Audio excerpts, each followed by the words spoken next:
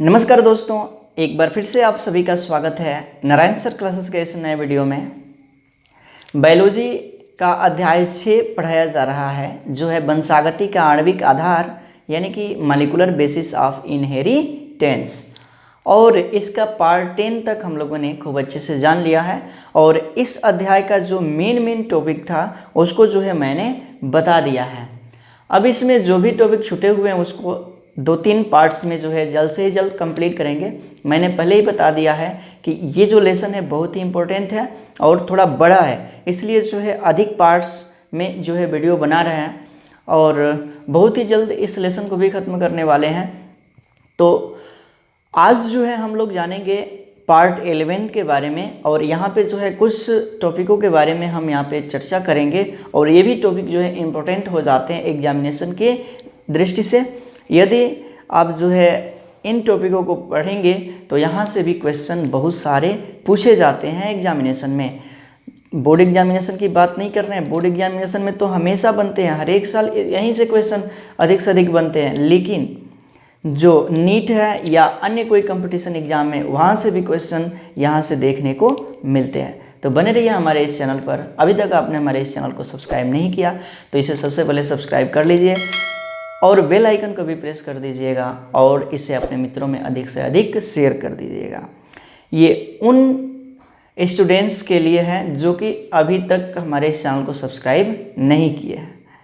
यदि आप पहली बार हमारे इस वीडियो को देख रहे हैं तो आप जो है अंत तक वीडियो को देखिए। यदि लगे कुछ अच्छा तब सब्सक्राइब कीजिए, और नहीं तो आप जो है चैनल को छोड़ के जा सकते हैं।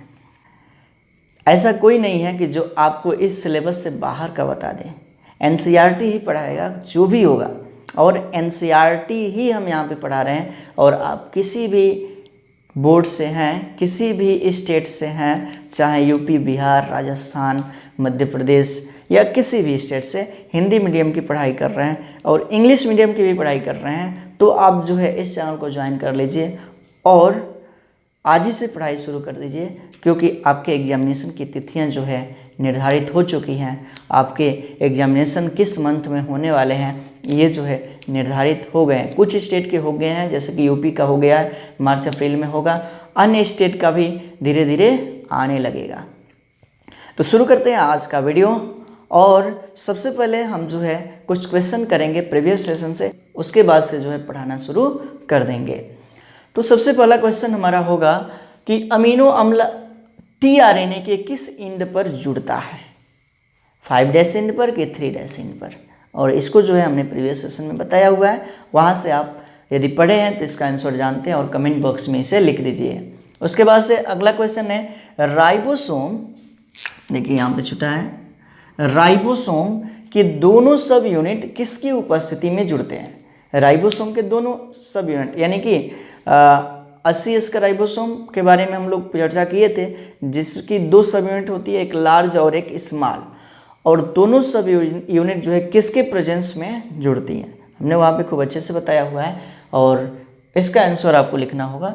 तीसरा है कोडान AUG, इसी को स्टार्ट कोडान कहा जाता है, हमने बताया है। कोडान AUG कौन से अमीनो अम्ल को कोड करता है ये बता देना है। चौथा क्वेश्चन है क्या, तो कोडान UUU कौन से अमीनो अम्ल को कोड करता है, इसका आंसर आपको देना है। और उसके बाद से 5वां क्वेश्चन है क्या, तो कौन कौन से कोडॉन स्टॉप कोडॉन या टर्मिनेशन कोडॉन कहलाते हैं। कौन कौन से ऐसे कोडॉन होते हैं जो स्टॉप कोडॉन या टर्मिनेशन कोडॉन कहलाते हैं। तो इन 5 क्वेश्चन का आंसर जो है आप कमेंट बॉक्स में दे दीजिए। और अब जो है हम आगे बढ़ेंगे और इस सेशन को आगे बढ़ाएंगे, जो है इस अध्याय का पार्ट 11, पार्ट 11। हम आज पढ़ने वाले हैं central dogma of molecular biology, यानी कि आणविक जीव विज्ञान का सेंट्रल डोग्मा।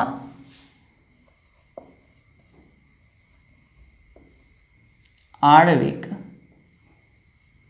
जीव विज्ञान का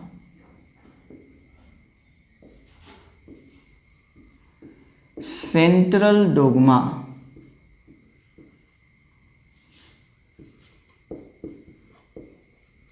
सेंट्रल डोग्मा इसी को बोला जाता है central dogma of molecular biology. और इसके बारे में हम प्रीवियस सेशन में चर्चा किए हुए हैं कि ये है क्या, central dogma of molecular biology है क्या। तो यहाँ पे जो है हम इसके बारे में विस्तार से जानेंगे। और ये जो टॉपिक है नीट एग्जाम में कई बार पूछ चुका है, AIPMT में जो है कई बार पूछ चुका है, तो इसको जो है जानना बहुत ही ज़रूरी है। तो आप जो है इसे खूब अच्छे से पढ़िए, और वीडियो यदि एक बार आप देख लिए तो आप जो है उसे कभी भूल नहीं पाएंगे, और एग्जामिनेशन में आप बहुत ही अच्छा करेंगे। चलिए तो देख लेते हैं central dogma of molecular biology किसने दिया, किसने प्रस्तुत किया। तो एक वैज्ञानिक है जिसका नाम है फ्रांसिस क्रिक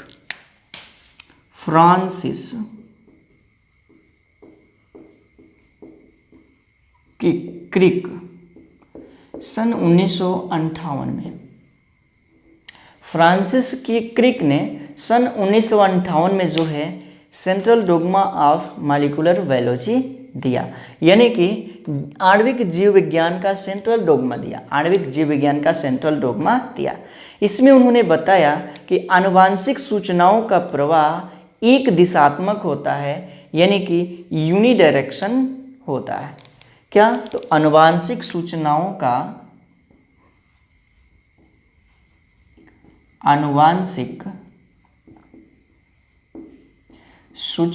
का प्रवाह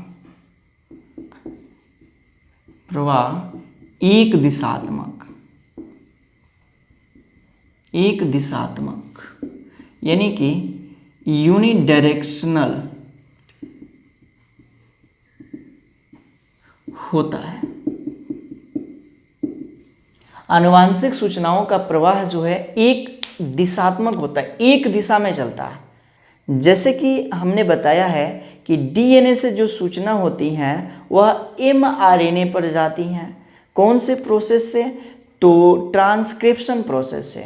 और उसके बाद से mRNA से जो सूचना होती है प्रोटीन पर जाता है। कौन से प्रोसेस से? तो ट्रांसलेशन प्रोसेस से। तो ये होता है, क्या मतलब? तो सूचना जो होता है, सूचना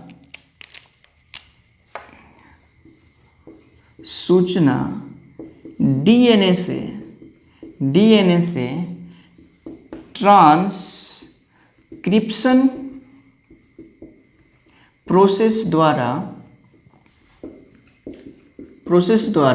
mRNA पर जाता है, फिर mRNA से सूचना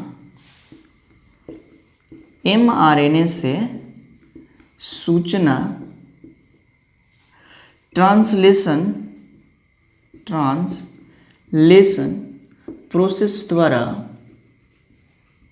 प्रोसेस द्वारा कहाँ जाता है? तो प्रोटीन पर, या कहें तो पॉलीपेप्टाइड पर। पॉलीपेप्टाइड, क्योंकि वहाँ पे अमीनो अम्ल जो है पॉलीपेप्टाइड बंध द्वारा ही बंधे होते हैं। पॉलीपेप्टाइड पर जाता है। प्रोटीन पर जो अमीनो अम्ल होते हैं पॉलीपेप्टाइड बंध द्वारा ही जुड़े होते हैं। और कहने का मतलब है कि जो पॉलीपेप्टाइड बंध है वहाँ पे सूचना जाता है, वन डायरेक्शन में जाता है, और इसे ही कहा जाता है जीव विज्ञान का सेंट्रल डोग्मा। इसे ही क्या कहते हैं? इसे ही जीव विज्ञान का सेंट्रल डोग्मा कहते हैं, सेंट्रल डोग्मा कहते हैं। इसे ही जीव विज्ञान का क्या कहते हैं? Central dogma. जैसे कि देखिए, ये जो है DNA है,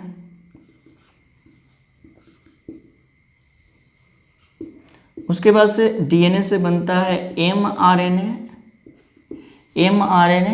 और mRNA से बनता है प्रोटीन। mRNA से बनता है क्या? प्रोटीन। DNA से mRNA का बनना कहलाता है ट्रांसक्रिप्शन, और mRNA से प्रोटीन का बनना कहलाता है ट्रांसलेशन। ट्रांसक्रिप्शन और ट्रांसलेशन।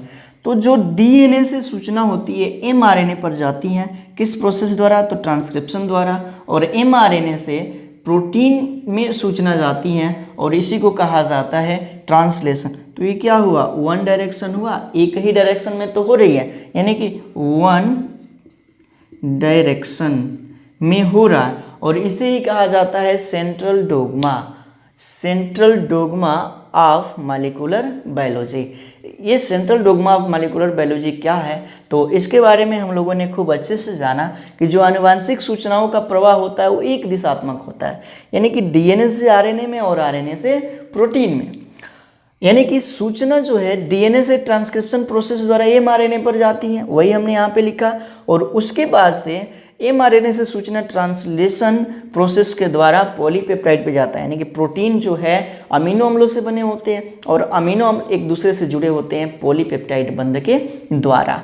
अब जो है एमआरएनए से सूचना गई प्रोटीन पर और वैसी ही सूचना युक्त जो है प्रोटीन का फॉर्मेशन होगा और जो है शरीर के अंगों के निर्माण में उस प्रोटीन को यूज किया जाएगा। तो इतनी सारी बातें जो होती हैं किसमें? आणविक जीव विज्ञान के सेंट्रल डोग्मा में होती हैं, यानी कि central dogma of molecular biology में होती हैं, यानी कि इसे ही हम कहते हैं जीव विज्ञान का सेंट्रल डोग्मा, यानी कि आणविक जीव विज्ञान का सेंट्रल डोग्मा।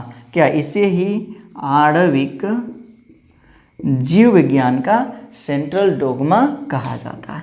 ठीक, इतनी बातें आई समझ में। तब हम आगे बढ़ेंगे और जानेंगे कि ये जो है केवल उनमें होता है जिन जीवों में डीएनए आनुवांशिक पदार्थ के रूप में कार्य करता है, और अधिकांश जीव हैं जिसमें कि डीएनए ही आनुवांशिक पदार्थ है। बहुत सारे जीव है, लेकिन कुछ एक्सेप्शन है, कुछ ऐसे रेट्रोवायरस हैं जिसमें जो है डीएनए नहीं पाया जाता है, आरएनए ही पाया जाता है और आरएनए वहाँ पे आनुवांशिक पदार्थ का कार्य करता है।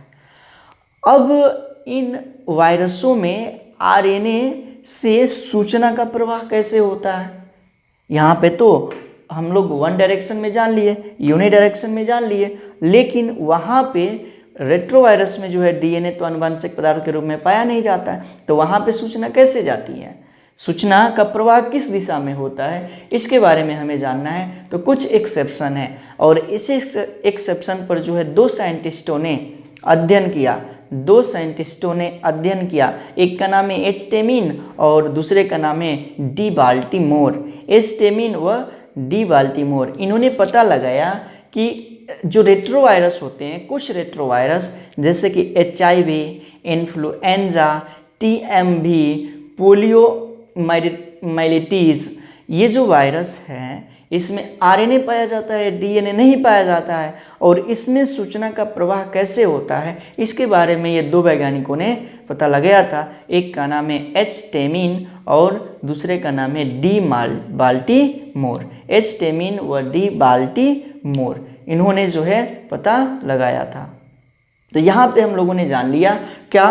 तो डीएनए से एमआरएनए और एमआरएनए से प्रोटीन का क्या होता है? संश्लेषण होता है और सूचना वन डायरेक्शन में जाता है। इसे ही बोला जाता है क्या? Central dogma. क्या? सेंट्रल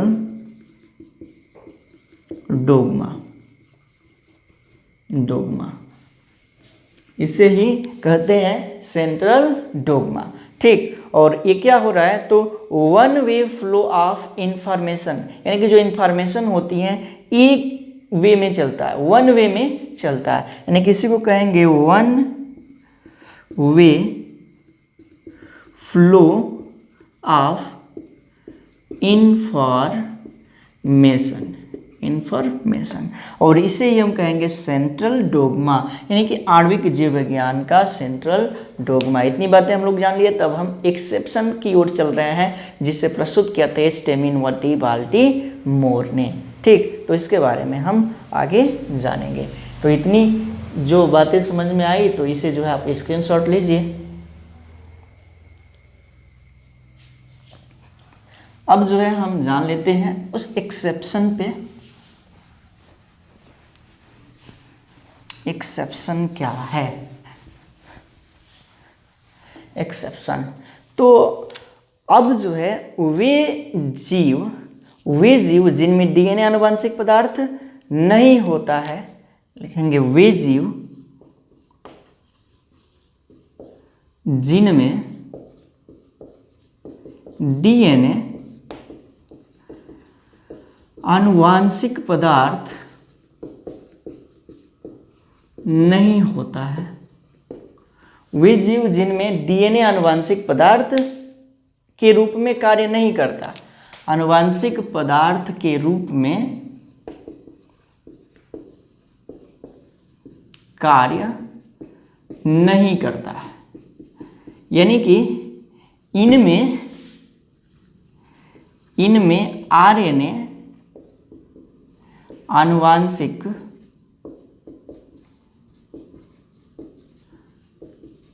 पदार्थ के रूप में कार्य करता है। क्या मतलब कि जो जीव जिनमें डीएनए आनुवांशिक पदार्थ नहीं होता है, आरएनए उनमें आनुवांशिक पदार्थ का कार्य करता है, इसके बारे में अब हमें अध्ययन करना है। तो दो वैज्ञानिक आते हैं, एक का नाम है एच टेमिन और दूसरे का नाम है डी बाल्टीमोर। कौन कौन से? तो एच टेमिन से लिखते हैं, एच टेमिन व डी बाल्टीमोर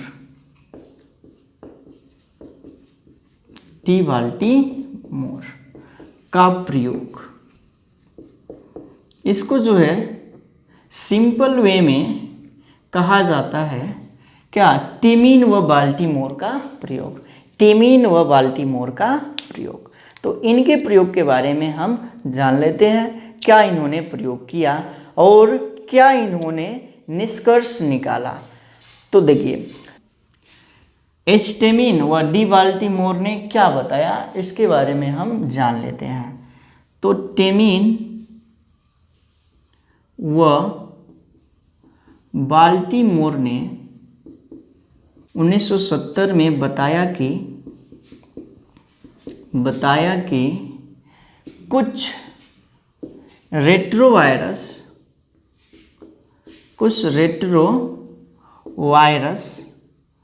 में कुछ रेट्रोवायरस जैसे HIV, TMV, पोलियो माइलिटीज, इन्फ्लुएंजा में कुछ रेट्रोवायरस जैसे HIV, TMV, पोलियो माइलिटीज, इन्फ्लुएंजा में आरएनए आनुवांशिक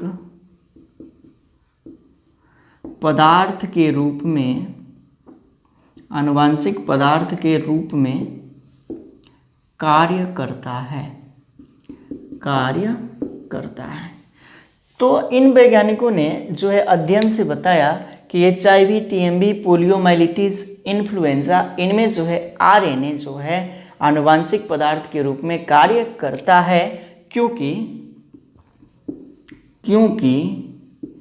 इनमें डीएनए नहीं पाया जाता है। ठीक, तो इसके बारे में हमने पहले भी एक बार चर्चा किया था, फिर से इसे कर रहे हैं। आप लोगों को याद होगा यदि आप लोग जो इस सीक्वेंस में वीडियो देख रहे हैं, क्रम से वीडियो देख रहे हैं। तो अब इनमें क्या होता है, तो इन्होंने बताया कि इन वायरसों में सूचना का प्रवाह के लिए पहले आरएनए से डीएनए बनता है, फिर डीएनए से एमआरएनए और एमआरएनए से mRNA से प्रोटीन का संश्लेषण होता है, संश्लेषण होता है।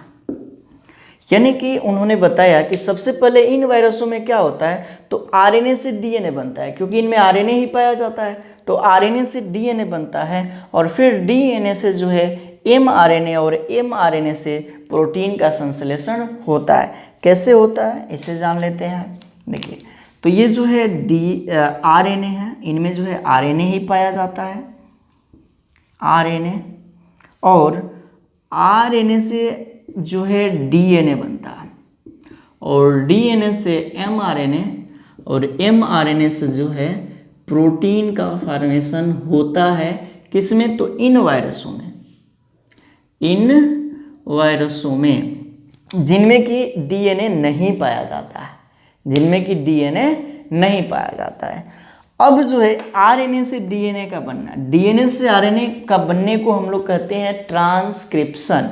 अभी हमने बताया कि डीएनए से एमआरएनए बनता है, किस प्रोसेस से, तो ट्रांसक्रिप्शन प्रोसेस से। लेकिन यहाँ पे क्या हो रहा है, आरएनए से डीएनए बन रहा है, ठीक उसका उल्टा हो रहा है, विपरीत हो रहा है। तो इस स्थिति में ये जो क्रिया कहलाएगी रिवर्स ट्रांसक्रिप्शन। क्या कहलाएगी, तो रिवर्स ट्रांसक्रिप्शन। इस प्रोसेस को बोला जाएगा रिवर्स ट्रांसक्रिप्शन। और इसके लिए एक एंजाइम उत्तरदायी होता है इस प्रोसेस के लिए, रिवर्स ट्रांसक्रिप्शन के लिए, और उस एंजाइम का नाम है क्या, रिवर्स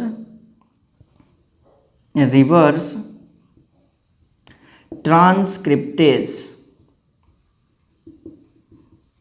रिवर्स ट्रांसक्रिप्टेज। जिस किसी पदार्थ के अंत में एज लग जाए, एज, तो वह एंजाइम होता है। जिस किसी भी पदार्थ के अंत में एज लग जाए तो वह क्या होता है, तो एंजाइम होता है। जैसे कि यहाँ पे हमने बताया रिवर्स ट्रांसक्रिप्टेज, जैसे कि प्रोटीन को बनाने के लिए प्रोटीन में जो एंजाइम पाया जाता है उसे बोला जाता है प्रोटीएज। और भी बहुत सारे एंजाइम हैं, जैसे कि लाइपेज है, उसके बाद से ये जो है रिवर्स ट्रांसक्रिप्टेज एंजाइम क्या करता है, तो आरएनए से डीएनए का फॉर्मेशन करता है। जैसे कि हमने बताया कि डीएनए से एमआरएनए बनता है, तो वहाँ पे जो है आरएनए पॉलीमरेज एंजाइम काम करता है। कौन, आरएनए पॉलीमरेज। अब जो है डीएनए से एमआरएनए का बनना कहलाता है ट्रांसक्रिप्शन। और यहाँ पे जो है एमआरएनए से प्रोटीन बनता है, इसको कहा जाता है ट्रांसलेशन।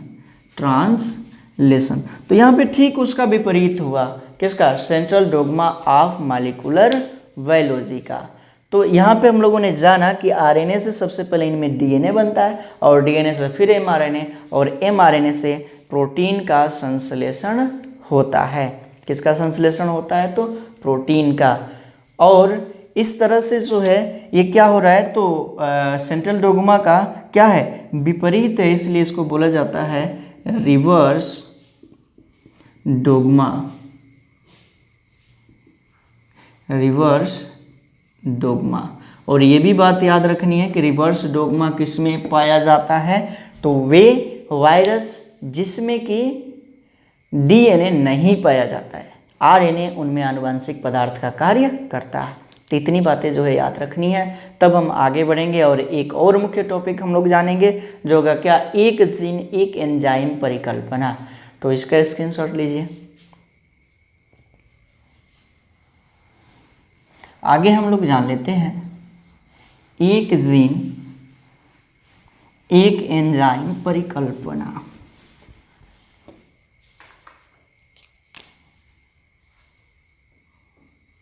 एक जीन एक एंजाइम परिकल्पना।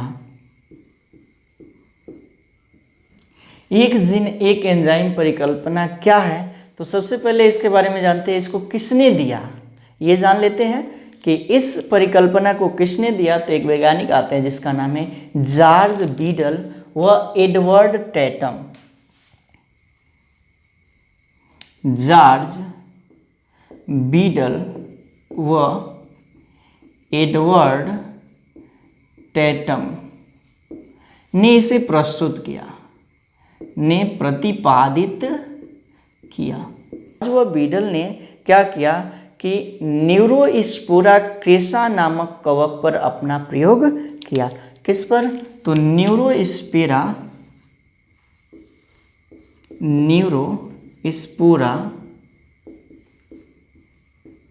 क्रेसा नामक कवक पर प्रयोग किया। इन दोनों वैज्ञानिकों ने किस कवक पर प्रयोग किया? तो न्यूरोस्पोरा क्रेसा नामक कवक पर इन्होंने प्रयोग किया। उसके बाद से इन्होंने बताया कि एक एंजाइम के संश्लेषण के लिए, एक एंजाइम के संश्लेषण को एक जीन नियंत्रित करता है। क्या बताया? तो इन्होंने इस पर अपना प्रयोग किया। और दूसरी बात बताया कि एक एंजाइम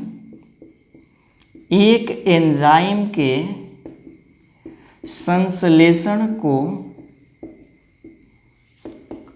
एक जीन नियंत्रित करता है। एक एंजाइम के संश्लेषण को जो है एक जीन नियंत्रित करता है, ये बताया किसने? तो बीडल एवं एडवर्ड ने। और इसी को कहा जाता है एक जीन एक एंजाइम परिकल्पना। जैसे ये जो है डीएनए है, ये क्या है? तो डीएनए। इस स्ट्रक्चर के बारे में हम लोग जान चुके हैं बहुत ही अच्छे से, हमने पिछले क्लास में इसको बताया है। मान लेते हैं कि यहाँ से यहाँ तक का एरिया जो है एक जीन का आता है। यहाँ से यहाँ तक का एरिया जो है क्या आता है? एक जीन का आता है।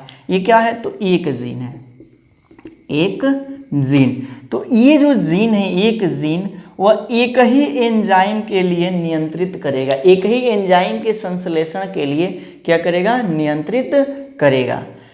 तो यहाँ पे जो जीन होते हैं कहाँ? डीएनए के खंडों पे होते हैं। और एक जीन जो है एक ही एंजाइम के संश्लेषण को नियंत्रित करता है। एक ही जीन एक ही एंजाइम के संश्लेषण को नियंत्रित करता है। जैसे कि यहाँ पे बना एमआरएनए, क्या बना? तो ये है क्या? एमआरएनए।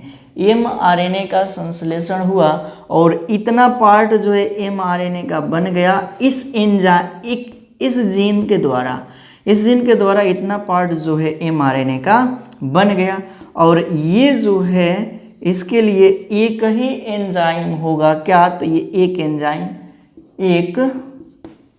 एंजाइम है, इतना पार्ट एमआरएनए पर बना, इतना पार्ट जो कि इसको नियंत्रित कर रहा है एक जीन। और इसको बोला जाता है क्या? तो मोनोसिस्ट्रोनिक। इसको बोला जाता है मोनोसिस्ट्रोनिक।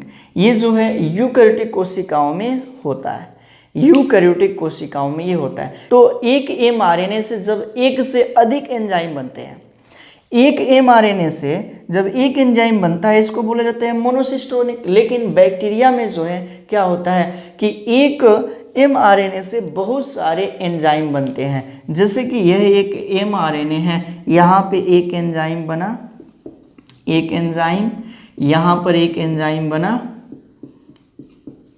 एंजाइम, उसके बाद से यहाँ पर एक एंजाइम बना, यानी कि एक से अधिक एंजाइम बन रहे हैं। तो जहाँ पे जिस एमआरएनए पर ये क्या है? तो एमआरएनए है, एक से अधिक एंजाइम बनते हैं, इसको बोला जाता है पॉलीसिस्ट्रोनिक। इसे कहा जाता है क्या? पॉलीसिस्ट्रोनिक। तो यहाँ पे हम लोगों ने मुख्य रूप से दो भाग पे चर्चा किया जो कि बहुत ही मुख्य था। एक है central dogma of molecular biology और दूसरा हम लोगों ने जाना है एक जीन एक एंजाइम परिकल्पना। इसमें एक जीन एक ही एंजाइम के संश्लेषण को नियंत्रित करता है यूकैरियोटिक कोशिकाओं में। जैसे कि हम आपकी जो कोशिकाएं हैं, हमारी आपकी जो कोशिकाएं हैं, बहुत सारे जीव है जिसमें यूकैरियोटिक कोशिकाएं होती हैं, और उसमें जो है एक एंजाइम, एक जीन जो है एक ही एंजाइम को बनाने के लिए नियंत्रित करता है और उसी को बोला जाता है मोनोसिस्टोनिक। लेकिन एक से अधिक जब एंजाइम बनते हैं जिन mRNA के खंड पर, तो उसको बोला जाता है क्या, तो पॉलीसिस्ट्रोनिक। जैसे कि बैक्टीरिया है पॉलीसिस्ट्रोनिक। तो ये बातें जो है याद रखिएगा। ये दो बातों पर हम लोगों ने चर्चा किया, central dogma of molecular biology और दूसरा एक जीन एक एंजाइम परिकल्पना। और किसने दिया ये भी याद रखना है, central dogma of molecular biology किसने दिया और ये जो है एक जीन एक एंजाइम परिकल्पना किसने दिया। इसके साथ ही साथ central dogma of molecular biology का क्या एक्सेप्शन क्या है, अपवाद क्या है, और उस अपवाद के बारे में किसने बताया। ये बातें जो है बहुत इंपॉर्टेंट बन जाती हैं, तो इसको जो है आप लोग याद रखिएगा। नेक्स्ट पार्ट में जो है हम लोग पढ़ेंगे किसके बारे में, तो लैकोपेरॉन के बारे में, और वहीं पे हम लोग जान जाएंगे मानव जीनोम परिकल्पना के बारे में। जैसे कि ये जो जीन होते हैं इसको काउंटिंग किस तरह से किया जाता है, अरबों करोड़ों में ये जीन होते हैं डीएनए पर, और इसकी कितनी संख्या होती है मनुष्य की कोशिकाओं में, अन्य जीवों की कोशिकाओं में, उसी को काउंट करने के लिए आता है मानव जीनोम परिकल्पना, और इसको पढ़ा जाएगा लैकोपेरॉन के अंतर्गत। तो अगला जो टॉपिक होगा हम लोगों का लैकोपेरॉन होगा। और इस वीडियो में इतना ही रहने देते हैं। एक बार फिर से हम याद दिलाना चाहेंगे कि यदि आप हमारे चैनल पर नए हैं तो इसे सब्सक्राइब कर लीजिए, बेल आइकन को भी प्रेस कर दीजिए। यहाँ पे हमने जो है 6 लेसन कंप्लीट कर दिया है। आगे आने वाले बहुत ही कम समय में जो है आपका पूरा NCERT का बायोलॉजी जो है कंप्लीट करा देंगे, और इसके साथ ही साथ हम जो है नोट्स भी प्रोवाइड कराएंगे। हमारे पास जो है नोट्स पूरा कंप्लीट बन चुका है, कुछ जो है साइबर कैफ़े के पास बचा हुआ है, तो जैसे ही वहाँ से कंप्लीट हो जाता है हम आपको नोट्स भी प्रोवाइड कराएंगे। लेकिन नोट्स के लिए जो है कुछ इंस्ट्रक्शन होंगे और उस इंस्ट्रक्शन को आप लोगों को फॉलो करना होगा, और बहुत ही आसान इंस्ट्रक्शन है, और जिसमें कि कोई आप पर जो है भार भी नहीं पड़ने वाला है। तो उस इंस्ट्रक्शन को आप फॉलो कीजिएगा। नोट्स भी हम प्रोवाइड कराएंगे, वीडियो देखिए, नोट्स पढ़िए, और इतने से आप जो है एग्ज़ाम में बहुत ही अच्छा कर पाएंगे। तब जो है मिलते हैं अगले वीडियो में। Thanks for watching, thank you. बने रहिए नारायण सर क्लासेस के साथ।